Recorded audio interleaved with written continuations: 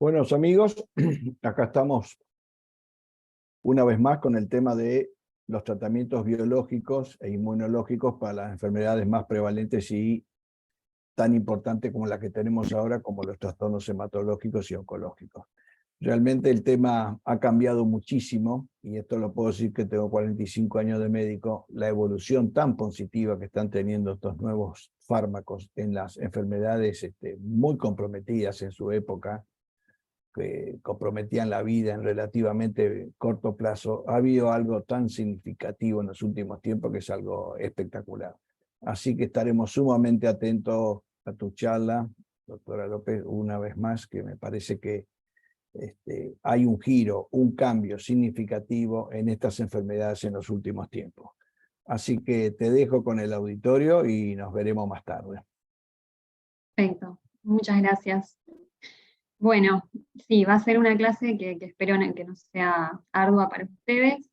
Vamos a empezar hablando sobre biológicos en patología hematológica. Nos vamos a centrar en las patologías quizás más relevantes en los adultos y por supuesto en aquellas donde la terapia con biológico esté dentro de los esquemas terapéuticos, en algunos casos incluso dentro de las selecciones de primera línea para el tratamiento. Y para terminar vamos a hablar sobre los biológicos en la patología inmunológica. Como les dije en la clase pasada, vamos a hablar de artritis reumatoidea dentro de este grupo por la relación de esos fármacos, sobre todo con los síndromes autoinflamatorios, que forman parte de las patologías que encontramos dentro de la clasificación de inmunodeficiencias primarias actualmente. Y dentro de inmunodeficiencias primarias per se, o las más clásicas, vamos a hablar de ciertas manifestaciones autoinmunes y linfoproliferativas, que también conllevan el uso de este tipo de drogas o fármacos. Dentro de la patología hematológica vamos a empezar hablando de mieloma múltiple, que son desórdenes de células plasmáticas. Tienen un amplio espectro evolutivo, en general inician con una fase premaligna, que es la que conocemos como gamapatía monoclonal de significado incierto, caracterizada, como el nombre lo dice, por la aparición de una población clonal de células plasmáticas con secreción de una proteína monoclonal, que puede evolucionar en el tiempo a una fase denominada mieloma múltiple indolente o asintomático, y finalmente a mieloma múltiple estrictamente. Afortunadamente, en cuanto a la epidemiología, no son muy frecuentes. En los Estados Unidos el riesgo de padecer este tipo de neoplasia en el transcurso de la vida es menor al 1%, es el 76%, y para el año actual, para el 2023, la Sociedad Americana contra el Cáncer en Estados Unidos calculaba que aproximadamente iba a haber 35.730 nuevos casos de mieloma, con una mortalidad del 35%, es decir, alrededor de 12.590 personas que fallecerían a causa de esta enfermedad. En cuanto al diagnóstico, por definición, vamos a hablar de mieloma múltiple cuando tengamos una infiltración plasmocitaria en médula ósea, es decir, que para el diagnóstico va a ser necesaria la biopsia de médula ósea, mayor al 10%, o biopsia que pruebe esta proliferación en una región extramedular. Más alguno de los siguientes: el daño de órgano blanco o algún biomarcador de malignidad, además de la infiltración plasmocitaria en médula ósea todavía superior al. En cuanto al daño de órgano, vamos a hablar de hipercalcemia, de la insuficiencia renal, de anemia y de las lesiones óseas. Hay ciertos estudios que hay que efectuarle a los pacientes al diagnóstico con sospecha diagnóstica de mieloma múltiple. Lógicamente, como la clase no está orientada al diagnóstico de la patología, sino al tratamiento, no vamos a ahondar mucho esto, pero sí me interesaría destacar que, lógicamente, cuando hacemos la punción de médula ósea, hay estudios de inmunohistoquímica que son relevantes para comprender la fisiopatogenia de la enfermedad y porque a esos targets se van a dirigir los tratamientos biológicos. Un marcador específico que nos permite hacer el diagnóstico diferencial de esa proliferación es el CD38 y el CD138. Esto, lógicamente, estamos hablando de médula ósea, no de sangre periférica, sabemos que una célula plasmática normal marca con CD19, recordemos que es un derivado del linfocito B, tiene una alta positividad para CD38 y menor positividad para CD138, a diferencia de las células de mieloma, que invierten esa marcación y además adquieren como marcador específico a CD56 y al CD117. Esa combinación de marcadores en inmunohistoquímica nos permite hacer el diagnóstico de esta patología neoplásica. En cuanto al tratamiento, vamos a tener dos grandes grupos. Aquellos pacientes elegibles para realizar un trasplante autólogo, basándonos en las guías de la Sociedad Argentina de Hematología, y vamos a considerar a aquellos pacientes menores a 65 o 70 años que tengan buena condición clínica, y pacientes entre 70 y 75 que después de una evaluación geriátrica demuestren que tienen un buen estado y que podrían tolerar los esquemas terapéuticos. En general, los pacientes de este grupo van a ser tratados con 4 a 6 ciclos de quimioterapia, que incluya un inhibidor de proteasoma y un inmunomodulador en todos los casos, y pueden sumar o no un anticuerpo monoclonal. Antes, para lograr alcanzar la máxima reducción de la masa tumoral antes de llegar al trasplante. Los esquemas de elección en general son el RBD, que incluye el bortezomib, que sería el inhibidor de proteasoma, la lenalidomida y la dexametasona. O el DBTD, que intercambia la lena por la talidomida e incluye al daratumumab como anticuerpo monoclonal. Y existen además otras opciones, incluyendo la ciclofosfamida entre las opciones. Y tenemos al segundo grupo, que son los pacientes no elegibles para realizar el trasplante autólogo, que se recomienda realizar la evaluación geriátrica, y de acuerdo a esta se va a definir si van a hacer un esquema basado en 3 o 4 drogas, o en únicamente 2 drogas para los pacientes con mayor fragilidad. Los esquemas terapéuticos van a incluir, de vuelta, inhibidores de proteasoma o anticuerpos monoclonales, y en este caso, el daratumumab sigue siendo de elección en cada uno de los esquemas recomendados. En cuanto a las recaídas, vamos a mencionar que podemos incluir otros 2 anticuerpos monoclonales que no se incluyen en los esquemas de primera línea, que tienen que ver con el isatuximab y el elotuzumab. El isatuximab lo vamos a ver entre las opciones preferidas en aquellos pacientes refractarios a lenalidomida, es decir, que hayan recibido esta droga dentro del esquema inicial, y también lo vamos a encontrar como segunda opción en los no refractarios. Y el elotuzumab solamente en aquellos pacientes no refractarios a lenalidomida, por ahora dentro del esquema. Como segunda recaída volvemos a encontrar al isatuximab y al daratumumab como opciones si antes no los recibieron en los esquemas previos. En cuanto al daratumumab y el isatuximab, son 2 anticuerpos monoclonales dirigidos contra el mismo target terapéutico, en este caso la molécula de CD38 que está en la superficie de la célula plasmática monoclonal. Como ven en la imagen, el daratumumab se une al epitopo que estaría representado en rojo y el isatuximab está representado en azul. Son ambos anticuerpos monoclonales humanos de tipo IgG1-kappa, como les dije recién, dirigidos contra el antígeno CD38, generados mediante tecnología de ADN recombinante. El isatuximab tiene características particulares que, si bien es el mismo tipo de molécula dirigida contra el mismo antígeno, al dirigirse a otro epítope, genera diferencias en su mecanismo de acción. El epítopo o epítope al cual se dirige está dispuesto, obviamente en CD38, frente al dominio catalítico, y la unión modifica la conformación de la proteína de una forma diferente a lo que lo hace el daratumumab. Además, el isatuximab puede inducir directamente la apoptosis en las células de mieloma, cosa que no puede hacer el daratumumab por la unión a su epítope. El isatuximab modula la actividad enzimática de forma más eficaz de lo que lo hace el daratumumab. Y en el ensayo de Icaria lo que se vio es que tenía mayor eficacia la combinación del isatuximab con otras drogas, pero no se pudo comparar la eficacia en comparación a los esquemas que incluían daratumumab, porque un criterio de exclusión era haber recibido previamente daratumumab. O sea que hasta el momento no podemos decir que sea más eficaz en los ensayos, sino que en la práctica sabemos que tienen diferencias en la actividad. En cuanto a las precauciones con el uso, pueden profundizar la neutropenia ambos. En el caso del daratumumab se ha visto que pueden profundizar la plaquetopenia. ¿Por qué digo profundizar? Porque los pacientes pueden llegar con citopenias secundarias al resto de las drogas que reciben o secundarias a la patología en sí. Y además, que me parece un dato interesante para compartirles, pueden interferir con la prueba de antiglobulinas indirectas, que es la prueba de Cum's indirecta, porque la proteína CD38 se encuentra presente en la superficie en baja proporción a nivel de los glóbulos rojos, y eso puede generar la aglutinación y una falsa positividad en esta prueba hasta 6 meses después de recibir la última dosis de cualquiera de estos dos anti-CD38. Pero esta alteración no tiene no tiene impacto sobre la determinación del tipo de grupo sanguíneo, del grupo ABO, ni sobre el RH de los pacientes.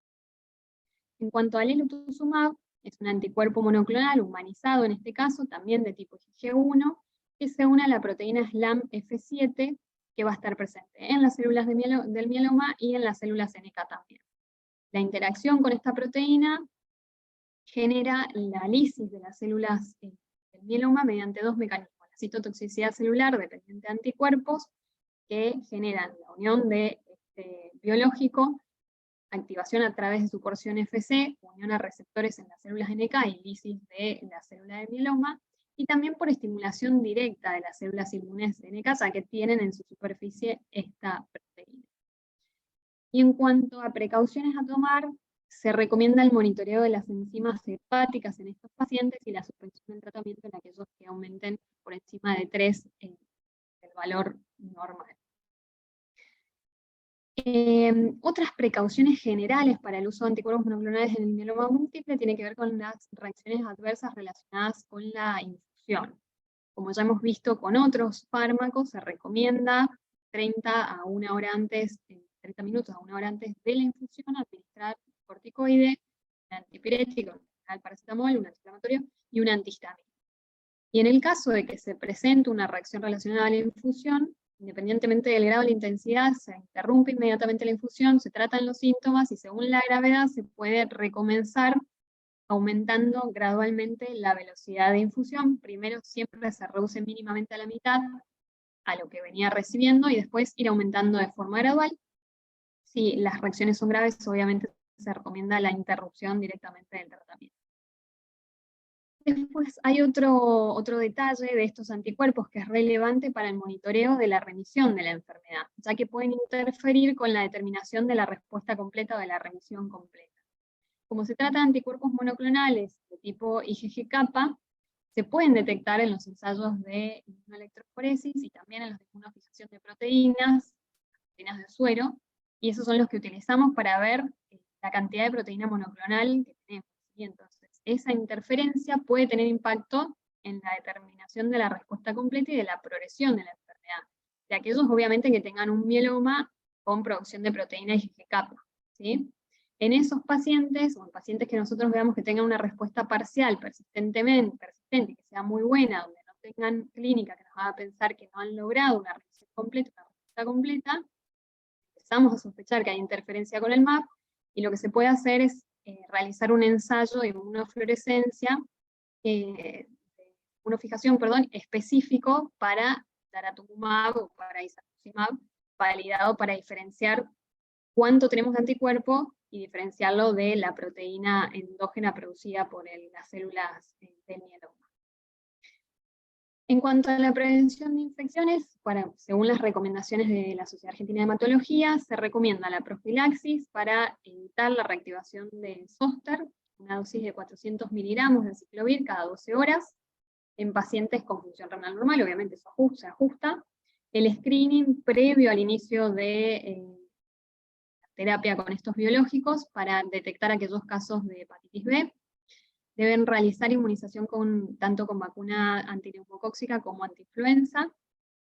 El uso profiláctico o el tratamiento sustitutivo con gamma globulina endovenosa se indica solo en aquellos pacientes que tienen infecciones severas a repetición asociadas a la hipogamaglobulinemia asociada al mieloma en sí, ¿sí? No en estos casos relacionadas a las terapias biológicas. Y en los pacientes neutropénicos post-quimioterapia se recomienda que reciban factores estimulantes de colonias pensando en que tienen un riesgo aumentado de tener infecciones por los efectos de la quimioterapia y por la hipogama secundaria al mieloma en sí. Pasando a leucemia, en este caso vamos a hablar de leucemia linfática crónica, obviamente pensando en los adultos. Es una neoplasia compuesta por linfocitos B clonales que van a marcar para CD5 y para CD23, van a estar en periférica, en médula ósea, en órganos linfáticos secundarios, asociados con prolinfocitos y parainmunoblastos, formando centros de proliferación en estos tejidos infiltrados. Va a afectar principalmente a personas mayores de 55 años, se incrementa la incidencia hacia la séptima década de la vida, y los pacientes van a tener pueden tener una amplia gama de síntomas, aunque el 70% de ellos son diagnosticados de forma incidental en laboratorios de control. En cuanto a las manifestaciones clínicas amplias, no se las voy a mencionar a todas, pero sí me gusta hacer de vuelta hincapié en la inmunodeficiencia adquirida. Estos pacientes también pueden tener hipogama-globulinemia, por lo cual van a tener predisposición a infecciones repetidas, ya por el único hecho de tener el diagnóstico de la leucemia. Si además le sumamos los tratamientos, aumentamos el riesgo de infecciones, y es lo que voy a hacer hincapié a lo largo de la. En cuanto al diagnóstico, en este caso vamos a hablar de el análisis de la serie linfoide en sangre periférica. Requiere la presencia de una linfocitosis absoluta, de alteraciones en la morfología a nivel del frotis en sangre periférica, y una marcación específica mediante la citometría de flujo, de sangre periférica nuevamente. Vamos a ver que las células B clonales van a tener marcación para CD19, por supuesto, CD5 y CD23, como les mencioné recién, y para el CD200 junto a una expresión débil de CD20 y de la cadena liviana de superficie, sea kappa o sea lambda, según cuál sea la cadena que haya sintetizado su receptor. En cuanto a la PAM o la biopsia de médula ósea, no son necesarias para el diagnóstico, como le dije, nos vamos a basar en los hallazgos en sangre periférica, pero sí pueden ser de utilidad en los casos que tengan como manifestación clínica citopenias, y siempre se realiza para certificar la remisión completa, pero no para el diagnóstico. En cuanto al tratamiento, la mayoría de los pacientes, es decir, 2/3, no van a necesitar tratamiento al momento del diagnóstico, pero sí lo van a requerir ante la presencia de síntomas o la evidencia de progresión, caracterizada por alguna de las manifestaciones que están enlistadas, que no vamos a mencionarlas. De vuelta hago hincapié en la hipogama, no es indicación de tratamiento antileucémico la hipogama-globulinemia o la presencia de componente monoclonal, pero sí en esos casos se recomienda la reposición de gamma-globulina endovenosa en los que tengan infecciones recurrentes asociadas a ese hipogama. En cuanto a los esquemas terapéuticos, originalmente el tratamiento estaba dirigido solamente a paliar los síntomas, como mencionamos al inicio, y el uso de regímenes combinados con mayor capacidad de erradicar las células leucémicas ha logrado que más del 50% de los pacientes logren alcanzar la remisión y tengan una supervivencia libre de tratamiento mayor a 5 años. El objetivo actual del tratamiento es alcanzar una respuesta clínica completa, y después hay cierta controversia, no está recomendado intensificar el tratamiento con el objetivo de alcanzar la enfermedad mínima residual activa.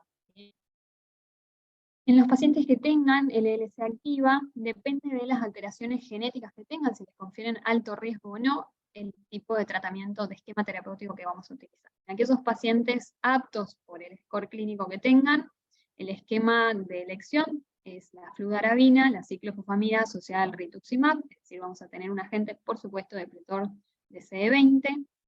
Podemos utilizar ibrutinib, y otro esquema es el del venetoclax asociado al obinutuzumab, que lo habíamos mencionado también como depletor de linfocitos B, células CD20 en alguna de las clases previas.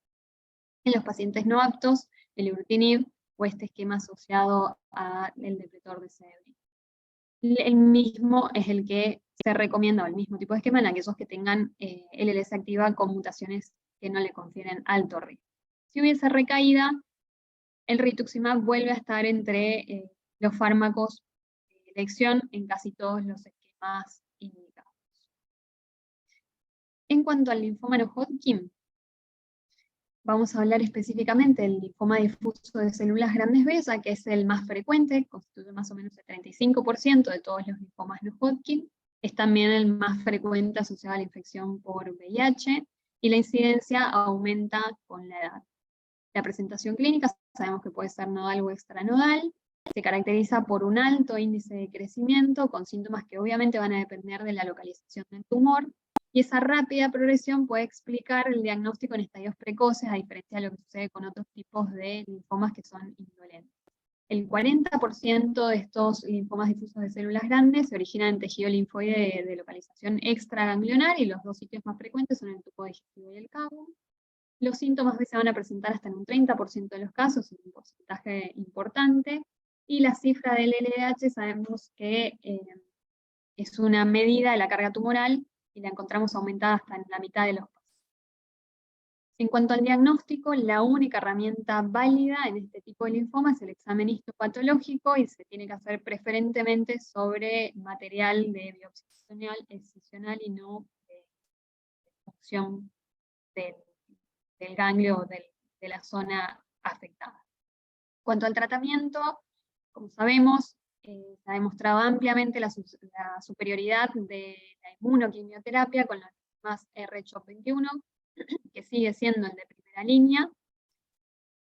Por supuesto, no estoy haciendo mención sobre rituximab en particular, porque lo voy a dejar al final, porque vamos a hablar de los agentes depletores de CD20 a lo largo de toda la clase. En cuanto a las citopenias, mencionar lógicamente a la púrpura trombocitopénica inmune, o PTI. La incidencia oscila entre 1,9 a 6,4 casos cada 100.000 personas por año, en el caso de los niños, y de 3,3 a 10 casos en el caso de los adultos. El diagnóstico puede ser difícil, ya que es un diagnóstico, el diagnóstico diferencial es amplio y es necesario excluir la PTI de tipo secundaria. Sabemos que termina siendo un diagnóstico de exclusión una vez que descartamos otras causas de púrpura trombocitopénica. Y vamos a realizar el diagnóstico presuntivo cuando los antecedentes, la exploración física, el hemograma, el examen de frotis, no sugieren que haya otras etiologías. En cuanto a las recomendaciones para el diagnóstico, tanto en niños como en adultos, hay ciertos test que se sugieren realizar para arribar al diagnóstico, excluyendo otras causas. En la evaluación inicial necesitamos, además de la historia clínica y el examen físico, lógicamente el hemograma con el recuento, el frotis de sangre periférica, las pruebas de coagulación, la prueba de Coombs, principalmente en todos los pacientes pediátricos y en los adultos si tienen anemia asociada, hepatograma, proteinograma y dosajes de inmunoglobulinas. Recordemos que puede ser una manifestación inicial de pacientes con inmunodeficiencias primarias. El colágenograma o el perfil de anticuerpos para enfermedades autoinmunes sistémicas se recomienda en mayores de 10 años. Lógicamente lo vamos a adecuar a cada paciente, no es necesario pedir todo el perfil o el colágenograma, como dice la guía argentina de la Sociedad Argentina de Hematología, sino que vamos a pedir algunos en particular pensando en la clínica del paciente. En general uno pide mínimamente FAN en el inicio, y según el patrón y el título, como les dije en las primeras clases, puede ir orientando después cómo completa esa evaluación, pero lógicamente si pensamos en otro tipo de manifestación autoinmune donde la determinación de FAN no me va a servir, pido el anticuerpo específico para eso.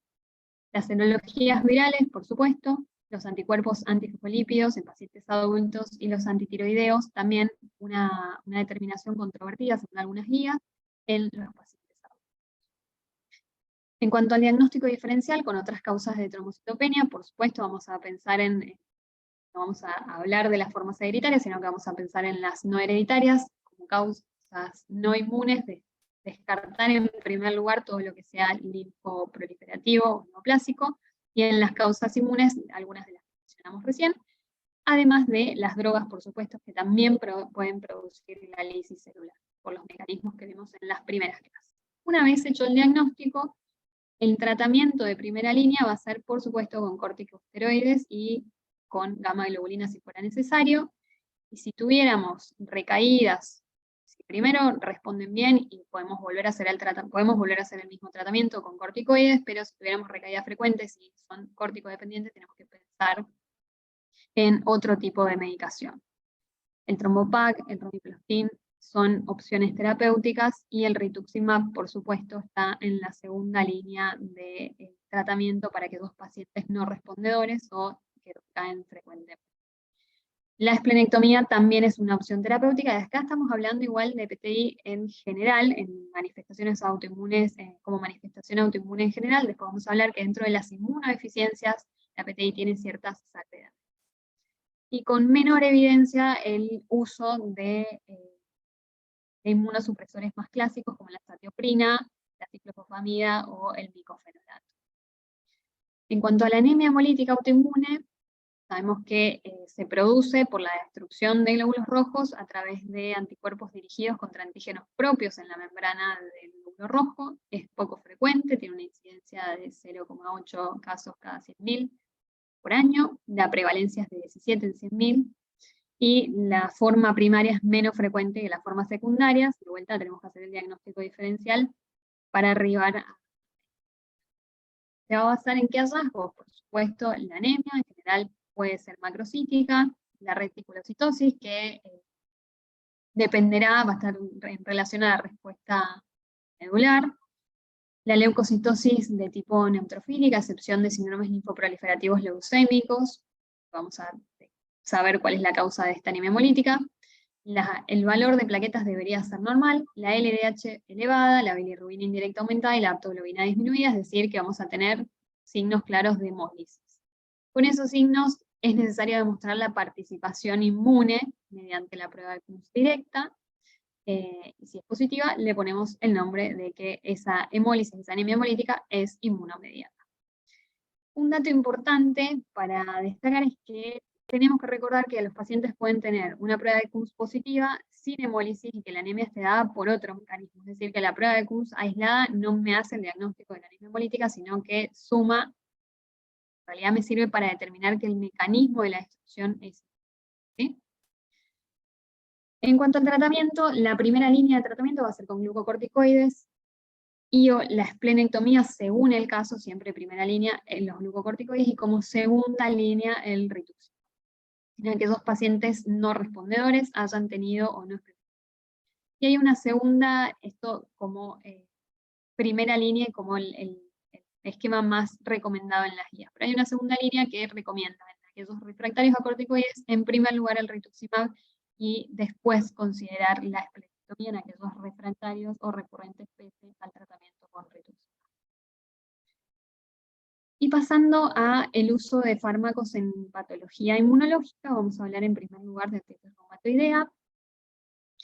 Sabemos que es más frecuente en las mujeres, en una proporción de 3:1. En hombres solemos ver formas atípicas, en algunos casos más severas que lo que se observan en las mujeres. La frecuencia pico de presentaciones entre los 40 y los 60 años. La prevalencia, por supuesto, varía según diferentes regiones. En América Latina es de 0,4%.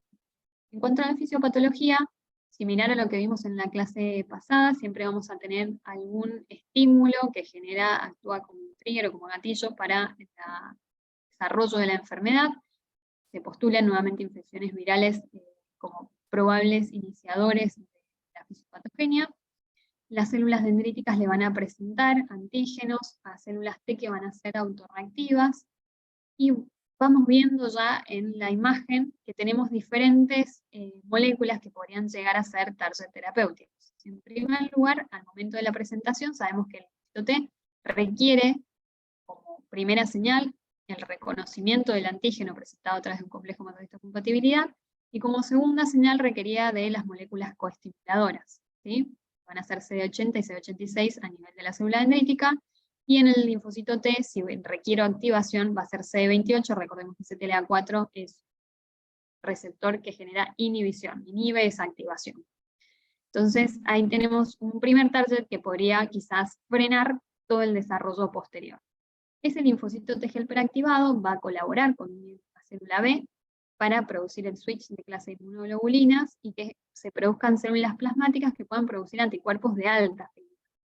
En este punto, tengo otras moléculas involucradas. Tengo a CD40 en la superficie de la célula del linfocito B y CD40 ligando en el linfo T, que son los que están involucrados en esa colaboración y en permitir el switch de clase. Siblis o GAF, que lo mencionamos la semana pasada cuando hablábamos de lupus, que permite aumentar la sobrevida de esta célula B, que también va a ser autorreactiva, con su marcador de superficie que sería CD20. La célula plasmática va a producir autoanticuerpos que van a ir a formar inmunocomplejos con antígenos que son propios, es decir, con autoantígenos. Puede haber activación además del complemento, generando un mayor daño mediante la liberación de las anafilotoxinas. Y voy a tener por otro lado una clara activación y actividad de las células de la respuesta inmune innata. con producción de citoquinas proinflamatorias, interleuquina 1 y TNF-alfa principalmente, que activan a otras células que no tienen nada que ver con la inmunidad, pero que son finalmente las que producen el daño a nivel articular. Los blastos, los condrocitos y los osteoclastos. Todo esto que estamos viendo en esta imagen, por supuesto, se va a dar a nivel articular con la formación del panus y la destrucción a la larga de la articulación comprometida. En cuanto a los criterios diagnósticos, que en realidad son criterios de clasificación para la artritis reumatoidea, utilizamos los publicados por la ACR en 2010, donde vamos a tener 4 grandes puntos a considerar: el compromiso articular, la cantidad de articulaciones, siempre por lo menos 6 semanas de al menos evolución, mínimamente hablamos de una artritis crónica, no va a ser algo agudo. Una serología positiva, es decir, que tenemos que tener positividad de ambos, o de uno de los dos, del factor reumatoideo y de los anticuerpos dirigidos contra péptidos cíclicos citrulinados, o anti-CCP. Los reactantes de fase aguda elevada, o sea, la eritrosedimentación y la PCR, y la duración, como les decía recién, de los síntomas, al menos de 6 semanas. Con un score por lo menos de 6, hablamos de una artritis reumatoidea definida. En cuanto al tratamiento, tenemos 2 grandes grupos de drogas modificadoras de la enfermedad. Tenemos los fármacos sintéticos, y dentro de ellos los convencionales, el metotrexate, la hidroxicloroquina y la sulfadiazina, y aquellos dirigidos contra un tarso en particular, que vamos a hablar principalmente de aquellos dirigidos contra la molécula de JAK, que permite, o es una de las moléculas involucradas en la señalización intracelular, principalmente de los linfocitos. ¿Qué vamos a tener? Al tospacitinib, que es un inhibidor de JAK en general, y el baricitinib, que está dirigido contra los JAK de tipo 1 y tipo 2. Mientras que dentro de los biológicos tengo 4 grupos que me interesan, y son las moléculas target que mencionamos previamente: los inhibidores de TNF, alfa o de su receptor, los inhibidores de la interleuquina 6 o de su receptor, los agentes depletores de células B, y los inhibidores de la coestimulación T, y en ese punto hablamos del bloqueo de las señales coestimuladoras de CD80 a CD86, por supuesto de la abatacept, que ya lo mencionamos en la semana. Y dentro de los biológicos se agregan ahora los biosimilares. Actualmente tenemos biosimilares para el adalimumab, el etanercept, el infliximab y el rituximab. Las guías actualmente, ¿qué recomiendan? En pacientes que tienen el diagnóstico de artritis reumatoidea y que no tienen contraindicación para el uso de metotrexate, se comienza con metotrexate más un curso corto de glucocorticoides para disminuir rápidamente la sintomatología del paciente. Y en aquellos que tienen contraindicación para metotrexate o que no logran controlar los síntomas, se puede empezar o sumar la leflunomida a la sulfacetamida. Si hay mejoría a los 3 meses y se logra por lo menos la remisión al menos de 6 meses, uno puede empezar a ver si podemos bajar la dosis o se mantiene la misma dosis con la que logramos la mejoría. Si no mejoramos, si no hay una mejoría de los síntomas, y además hay factores que nos hablan de un peor pronóstico, que son los reactantes de fase aguda elevados, que tengan los anticuerpos elevados o que tengan daño articular severo temprano, las guías recomiendan agregar un fármaco biológico o un inhibidor de JAK, ¿sí? Si hubiese mejoría, seguimos, y si no hubiese mejoría, la recomendación es cambiar de biológico o pasarnos a un inhibidor de JAK. Y acá, obviamente, vamos a hablar de la estrella de la artritis reumatoidea, que son los anticuerpos dirigidos contra TNF y sus receptores. En la imagen podemos ver no solamente cómo han ido aumentando exponencialmente a lo largo de los años, desde 1998 que la FDA aprobó al etanercept para el tratamiento de la artritis reumatoidea y al infliximab para el tratamiento de la enfermedad de Crohn, sino también cómo se han ido aprobando para el tratamiento de diferentes patologías, cada uno de los que iban saliendo al mercado. ¿Qué patologías podemos tratar con estos anti-TNFs? Además de la enfermedad inflamatoria intestinal y la artritis reumatoidea, podemos hablar de la artritis idiopática juvenil, por supuesto, de algunos casos de uveitis, de artritis psoriásica, de psoriasis, entre otras. Y para hablar de estos fármacos tenemos que comprender de qué forma funciona el TNF. Tenemos una forma soluble, que son las moléculas rojas que estamos viendo por acá, y tenemos una forma transmembrana que se va a encontrar en la membrana de células de la inmunidad innata, de macrófagos, células NK, de neutrófilos, pero también se encuentra en la superficie del linfocitos CD4. Y se va a unir a dos tipos de receptores, a los receptores de tipo 1 y a los receptores de tipo 2. Los receptores de tipo 1 permiten la unión tanto de la forma transmembrana como de la forma soluble, mientras que los receptores de tipo 2 solamente se pueden unir a la forma transmembrana. Una vez que se una la molécula de TNF, va a generar una señalización, una cascada de señalización intracelular que tiene como fin común la producción de proteínas o la síntesis de citoquinas, que depende obviamente de en qué célula se encuentra ese receptor. Pueden ser células de la respuesta inmune innata, pueden ser otro tipo de células. En cuanto a los anti-TNF, estos son los 5 que están aprobados por la FDA para el tratamiento de la artritis reumatoidea. El infliximab, que es un anticuerpo de tipo quimérico, IgG1, que se une con alta afinidad tanto al TNF soluble como a la forma transmembrana. Todos los que aprobados por la FDA, excepto el etanercept, todos se unen tanto a la forma soluble o permiten el bloqueo de la forma soluble como de la forma transmembrana. El etanercept es una proteína recombinante de fusión FC. ¿Se acuerdan que habíamos definido que estos tienen conjugación de la región FC, en este caso de una IgG1 humana, y tiene dos dominios de receptor TNF conjugados a esa porción?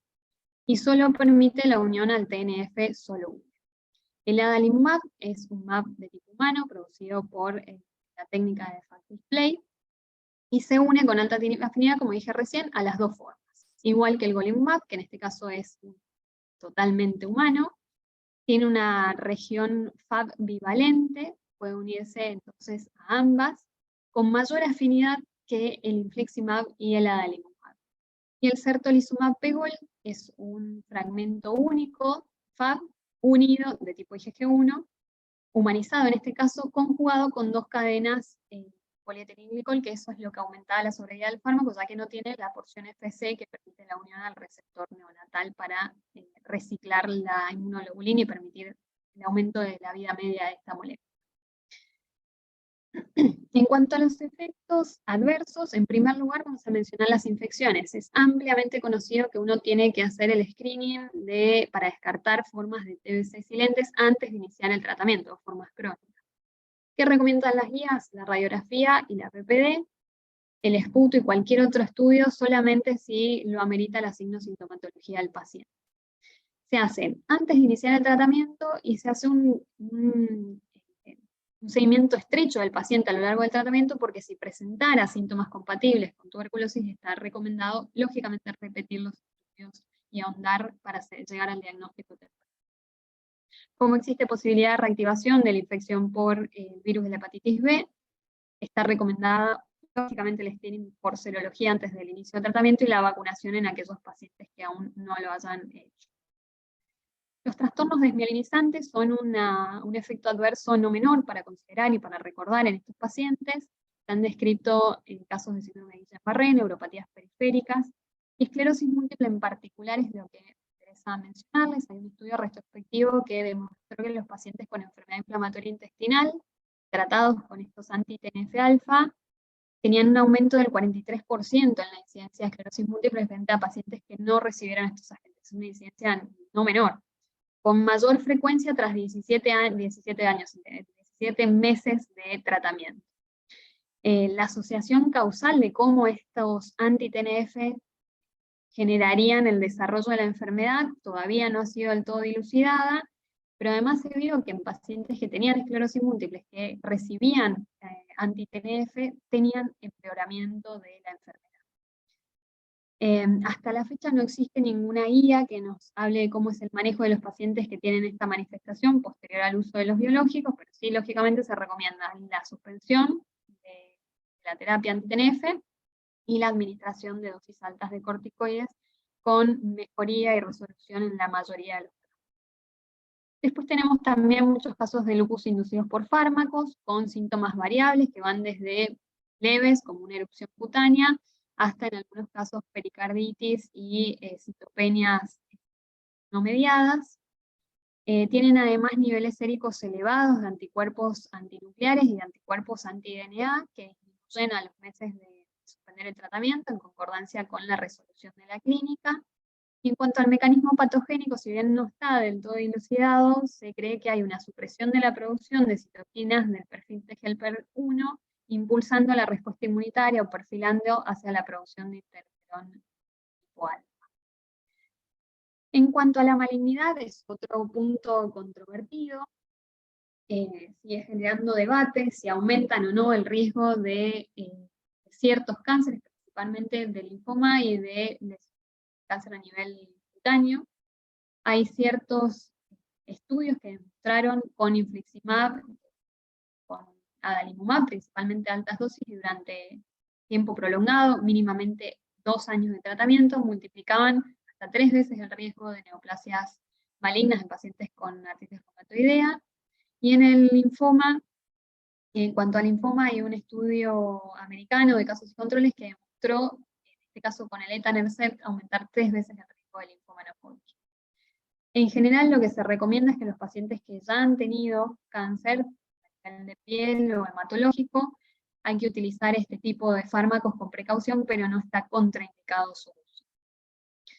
Otros efectos adversos menos frecuentes y publicados, reportados posterior a la comercialización del producto, es la insuficiencia cardíaca, con varios de ellos, varios anti-TNF, tanto casos de empeoramiento como de reagudización. Es poco frecuente el reporte de casos de novo de insuficiencia cardíaca, sino tiene más que ver con la reagudización de una insuficiencia cardíaca ya conocida. Y en la imagen que estamos viendo ahora vemos a enero de este año en qué estudios están ongoing para nuevas indicaciones de estos anticuerpos anti-TNF. Como vemos, se están probando en numerosas patologías, algunas quizás que ya mencionamos que estaban ongoing, como algunas de las que vimos la semana pasada.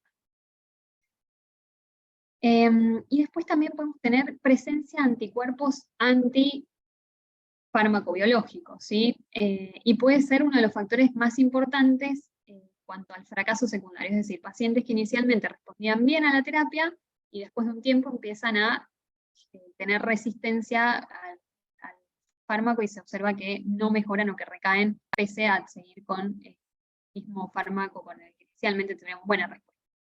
El infliximab en particular, recordemos que es quimérico, es el que tiene mayor poder inmunogénico. Se vio que hasta el 25% de los pacientes tratados con infliximab pueden desarrollar este tipo de anticuerpos, aunque no todos van a tener una resistencia o van a ser anticuerpos de tipo neutralizantes que inhiban la respuesta del anticuerpo en sí, del infliximab en sí. El etanercept, por otra parte, va a ser el menos inmunógeno. Se ha visto que encuentran anticuerpos dirigidos contra este biológico en 1,2% de los casos en comparación contra el 25% del infliximab. Para evitar los efectos inmunogénicos existen 2 enfoques terapéuticos. Por un lado, cambiar a otro inhibidor de TNF o agentes que tengan un mecanismo de acción diferente, por ejemplo, podría ser los inhibidores de interleuquina 6 o de su receptor, o el uso de agentes inmunosupresores en combinación con los inhibidores de TNF. En general se utiliza azathioprina o metotrexate en combinación para disminuir esa inmunogenicidad. Y esto se ha visto que además aumenta los niveles séricos de los inhibidores, sobre todo en el caso del infliximab y del adalimumab. Y también en estos casos, en aquellos pacientes que no puedan recibir por contraindicación estén recibiendo infliximab, que vemos que se reduce la respuesta y tienen contraindicación para agregar otro fármaco inmunosupresor, lo que dicen las guías es tratar de sacar el anti-TNF e incluir en el tratamiento un inhibidor de interleuquinas.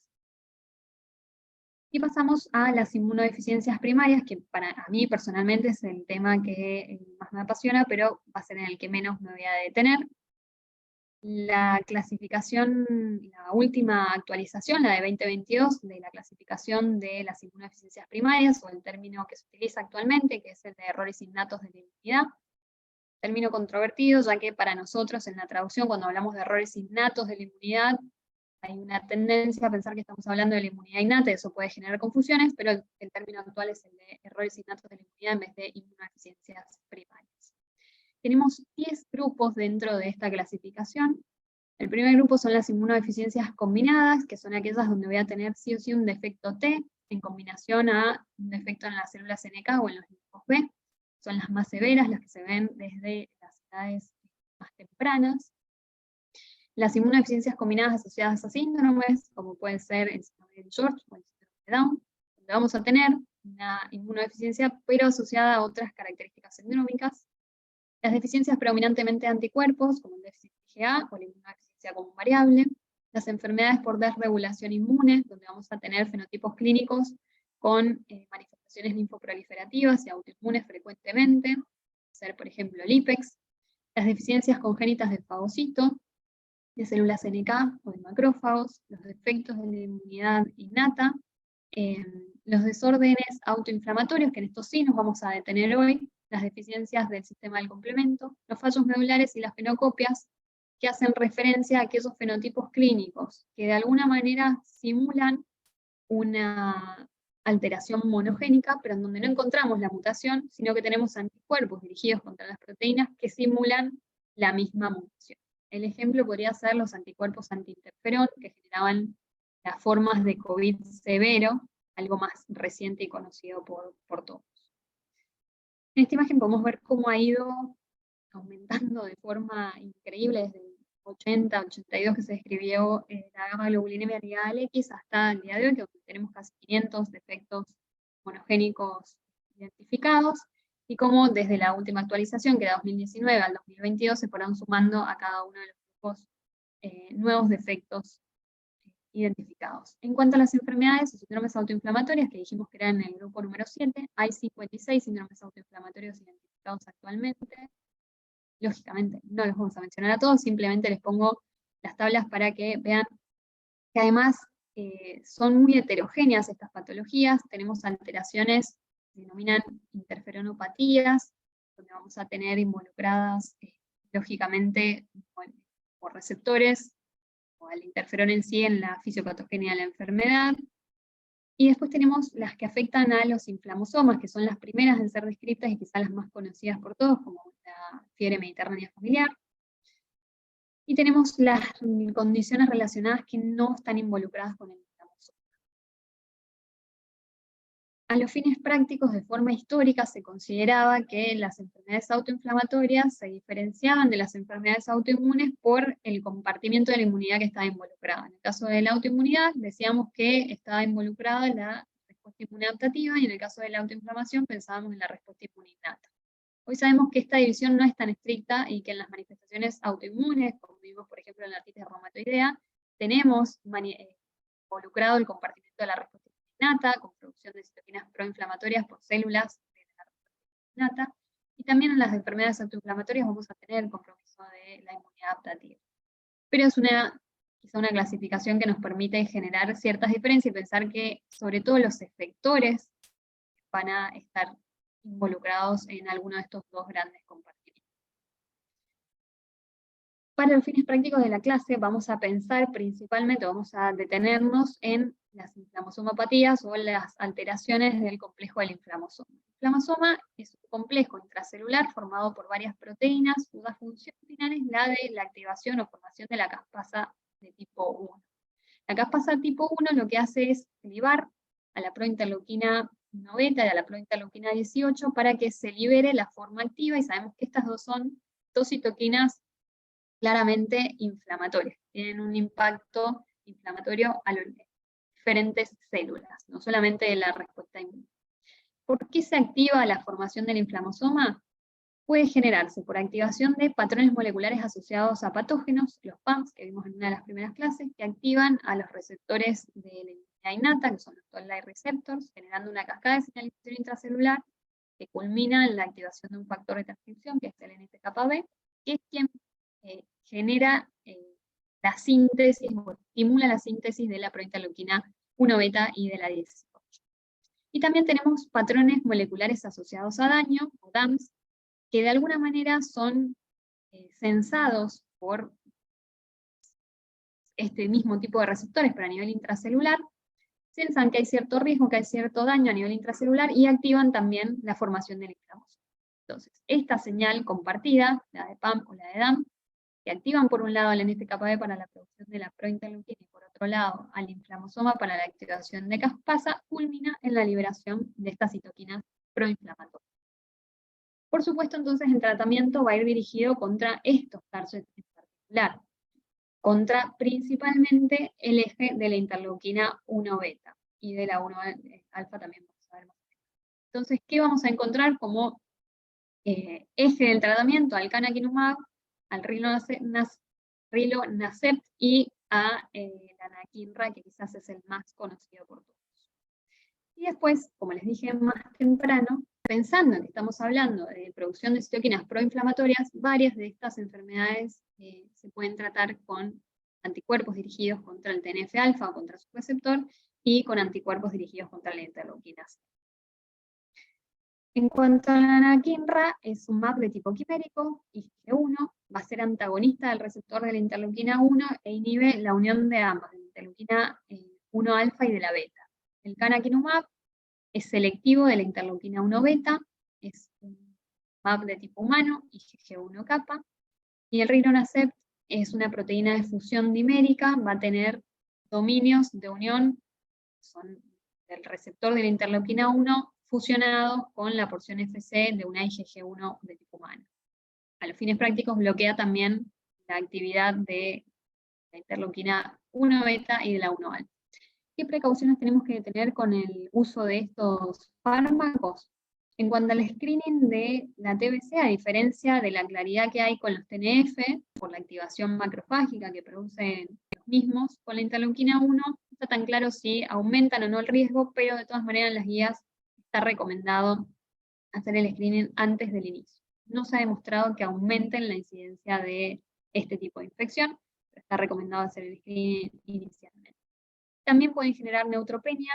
La producción de neoplasias es discutida, no se ha evidenciado que aumenten, a diferencia de estudios que ya sí lo han demostrado, como vimos en el caso de los anti-TNF. Se recomienda no aplicar en los pacientes que estén bajo tratamiento con estos interleuquina 1, vacunas vivas o atenuadas, aunque no hay evidencia de vuelta de que esto aumentaría el riesgo de infecciones en esos pacientes. Y en el caso de la anakinra, sí se han publicado casos posteriores a la comercialización de enfermedad pulmonar intersticial y se recomienda el ajuste en aquellos pacientes con insuficiencia renal severa. Y para finalizar vamos a hablar de la inmunodeficiencia con variable, porque es la inmunodeficiencia primaria más diagnosticada en adultos, que afecta a ambos sexos por igual y que las manifestaciones pueden comenzar a cualquier edad. Si bien es más frecuente que las manifestaciones comiencen en la infancia, pueden comenzar a cualquier edad y el momento del diagnóstico en general es la vida adulta.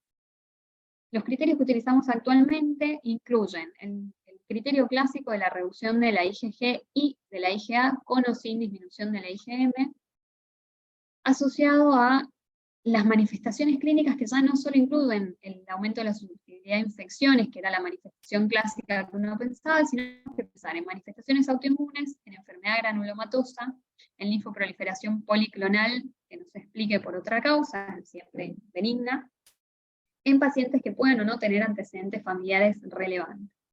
Y al menos uno de los siguientes, y acá lo que se agregó en la última publicación es el número disminuido de las células de memoria post-switch, que nos permiten hacer diagnóstico de estos pacientes, y en algunos casos incluso ayuda muchísimo para hacer el diagnóstico diferencial. Lógicamente en pacientes donde se han excluido otras causas de hipogamaglobulinemia, que sean mayores de 4 años de vida y que no tengan evidencia de un defecto T severo. En cuyo caso pensaríamos en inmunodeficiencias combinadas.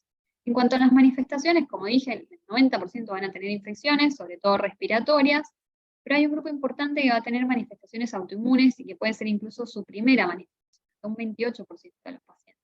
Y de ellos, lo más relevante son las citopenias autoinmunes. Es decir, que podemos tener pacientes que debuten con una PTI o una anemia hemolítica, que nosotros vamos a pensar en manifestaciones, enfermedades autoinmunes, vamos a pensar en lupus, vamos a pensar en artritis reumatoidea, en lugar de pensar que podría tratarse de una inmunodeficiencia y que esta sea la manifestación inicial. Pueden tener complicaciones gastrointestinales, otras manifestaciones linfoproliferativas o granulomatosas, a nivel de vaso, a nivel de hígado, complicaciones pulmonares, y en este punto hacer mención especial a la enfermedad pulmonar intersticial, tiene un nombre particular, en una eficiencia común variable, hablamos de GLID, puede ver hasta el 30% de los pacientes, y el aumento en el riesgo de desarrollo de neoplasias, principalmente linfoma no Hodgkin y adenocarcinoma gástrico. Yendo directamente al tratamiento, obviamente no vamos a hablar del tratamiento sustitutivo con gamma globulina que requieren estos pacientes, sino del tratamiento de las otras manifestaciones, de las no infecciosas. En cuanto al GLID, a la enfermedad pulmonar intersticial, no hay todavía guías que nos digan cómo tratar a los pacientes, pero la mayoría de los consensos hablan del rituximab como tratamiento de primera línea, ya que tiene una clara eficacia en comparación al cuidado estándar con únicamente glucocorticoides, que es lo que en general utilizan los pacientes. Pero se ha visto que 1/3 de los pacientes tienen recidivas, es decir, que inicialmente mejoran tanto los estudios funcionales respiratorios como las imágenes tomográficas, y al tiempo vuelven a recaer mínimamente las imágenes. Entonces, se puede limitar esas recidivas mediante la inmunosupresión adicional con azatioprina con bicofenolato, además de ciclos repetidos de rituxis si fuera necesario. Y la recurrencia se asocia en general a aumento en los niveles plasmáticos y a nivel pulmonar de VAS, por lo cual se están probando actualmente fármacos biológicos dirigidos contra estos para ver si tienen mejor efecto a largo plazo, así como también el abatacept, porque hay una clara asociación o infiltrado también del linfo-T, donde la colaboración podría tener un rol fundamental y verse beneficiado del uso de este tipo de biológicos. En cuanto a las citopenias autoinmunes, yo les mencioné al principio que hay ciertas diferencias en cuanto al tratamiento en relación a la anemia hemolítica autoinmune y a la trombocitopenia inmunomediada que vimos en general. En estos pacientes, si nosotros sabemos cuál es el defecto subyacente, con inmunodeficiencias primarias, podemos directamente dirigir el tratamiento a ese target. Si depende de la mutación, y no quiero andar demasiado en eso, pero hay pacientes que se ven beneficiados del uso de sirolimus, por ejemplo, cuando sabemos que hay alguna alteración a nivel de la vía de mTOR. El rituximab es ampliamente utilizado en estos pacientes, quizás incluso dentro de las primeras líneas de tratamiento. Si no responden al tratamiento con corticoides, directamente no puede probar con rituximab. Es decir, que hay ciertas diferencias en cuanto a las guías clásicas que utilizamos en el resto de los pacientes. Y ahora sí vamos a hablar de efectos adversos de los anticuerpos dirigidos contra CD20, y voy a hacer foco en la inmunodeficiencia humoral secundaria a estas terapias dirigidas. Cuando hablamos de hipogamaglobulinemia sintomática, hablamos de se trata de un paciente que tenga 2 o más infecciones, no neutropénicas, por supuesto, en un plazo de 6 meses, a partir de la administración de los medicamentos, y que van a requerir un tratamiento con gamma-globulina. En cuanto a la epidemiología de la hipogamaglobulinemia en estos pacientes, en los pacientes con linfoma que han recibido tratamientos de linfos B, la prevalencia de la hipogama puede alcanzar hasta el 43%, y la tasa de hipogamaglobulinemia sintomática, es decir, que tengan infección recurrente, puede alcanzar hasta el 46%.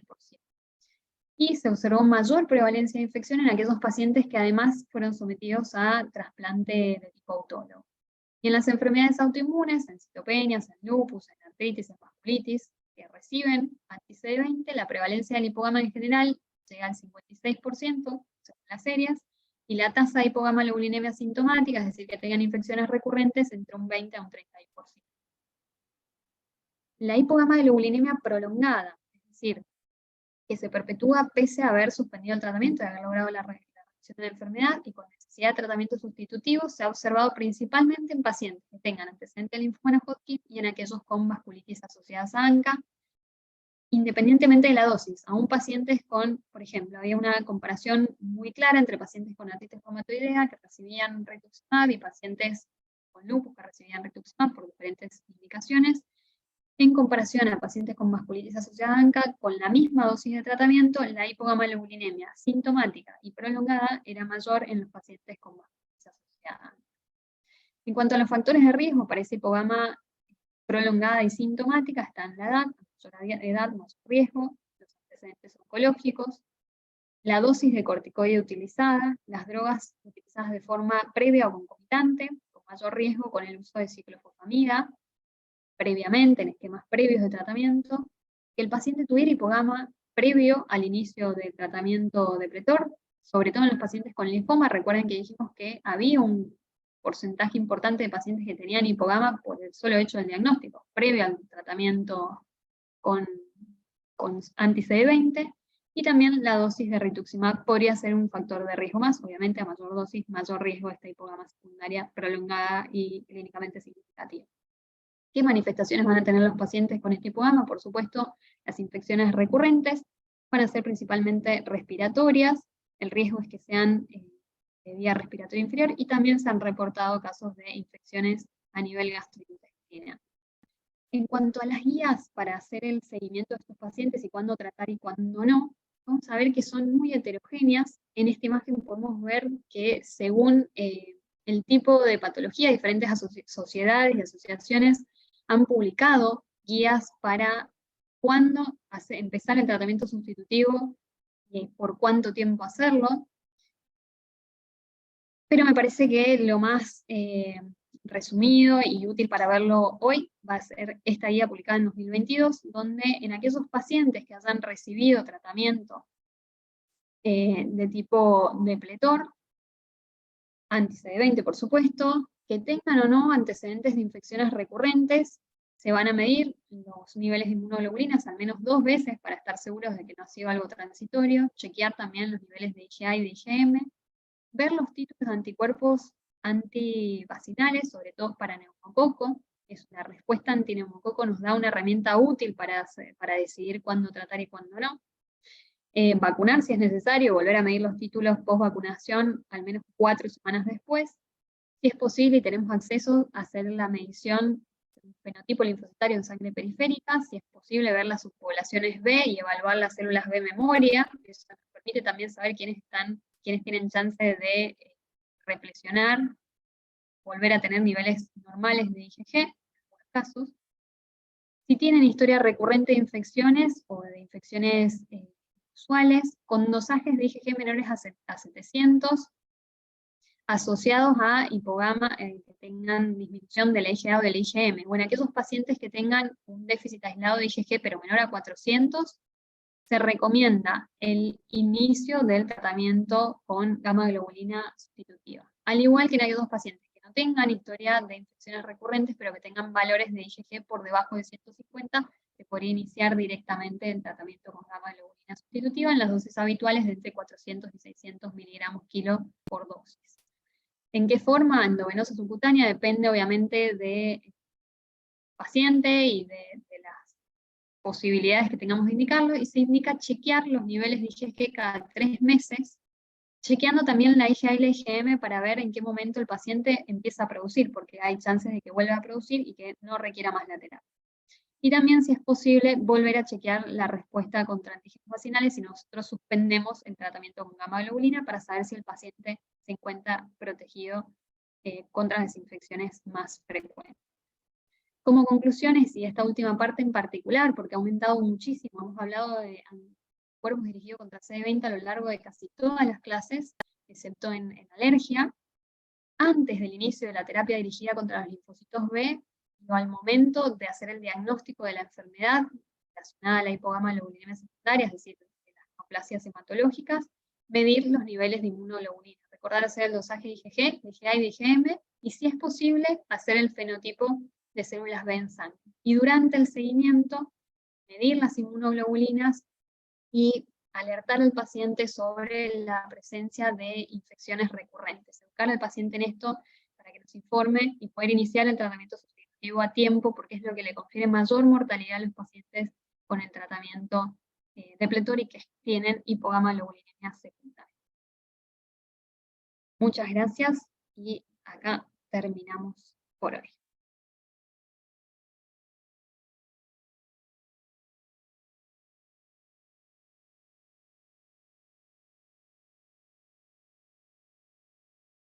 Si tienen alguna duda, quieren preguntar algo.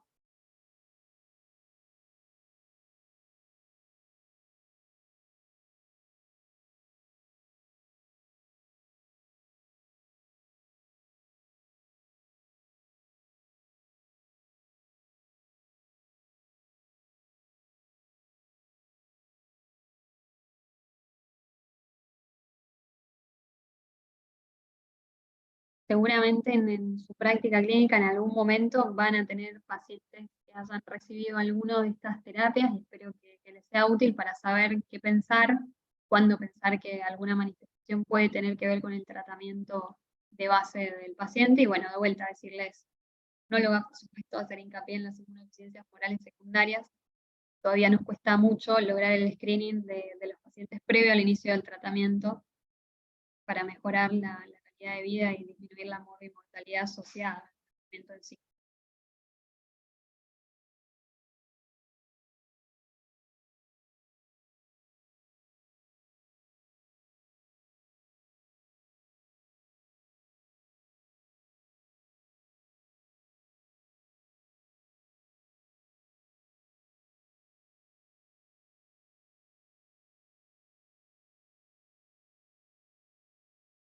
Bueno, chicos, si no tienen dudas, terminamos la clase por hoy. Nos vamos a ver la semana que Había viene. dejado sin micrófono.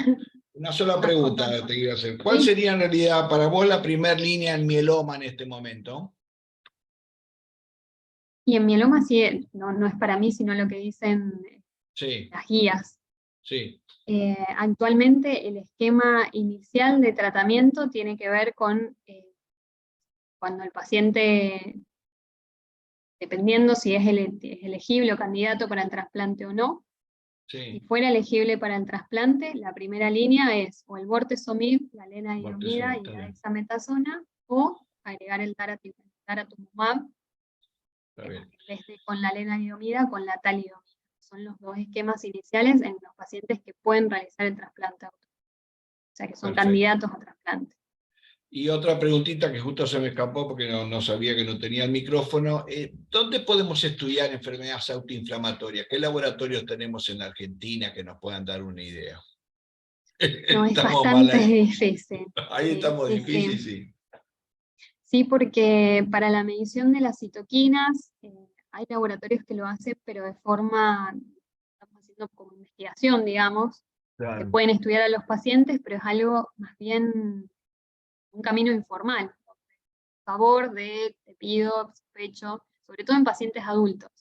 En niños por ahí hay otros centros de referencia, pero en adultos todavía nos cuesta bastante el estudio de los mismos, y del genético ni hablar, porque en muchos casos el diagnóstico es presuntivo, pero no tenemos biomarcadores puntuales que nos permitan diagnosticar y tenemos que ir al genético. Los paneles se hacen acá en Argentina, pero bueno, son costosos, por supuesto. Bueno, Laura, espectacular, muchísimas gracias. La verdad que está buenísima la charla, así que nos estamos viendo. La semana que viene tenemos otra compañera tuya y pues después tenemos que ver cómo terminamos.